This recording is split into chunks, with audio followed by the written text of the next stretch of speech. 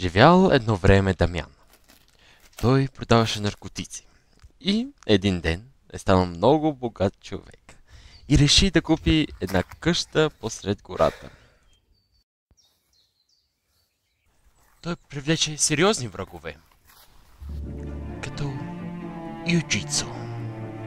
Нашия син почина. Те ще бъде наркотици на Дамяна.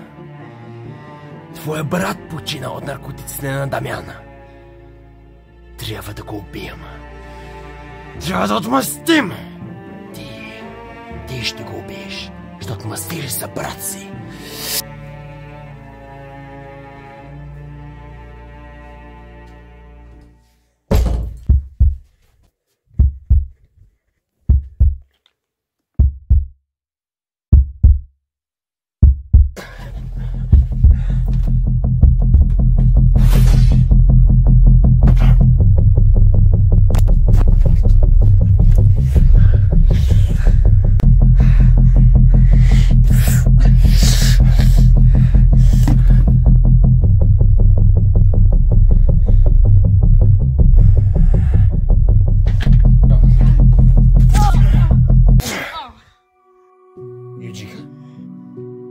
Сина на Юджицу.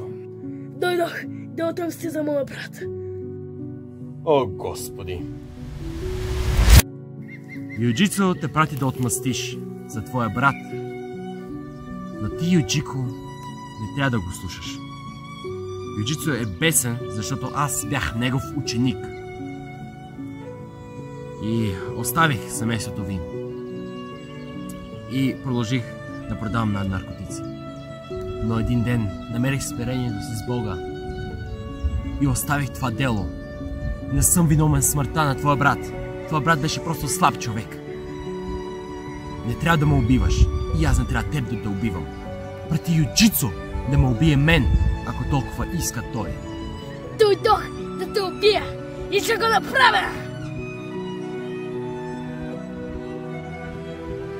Казал си.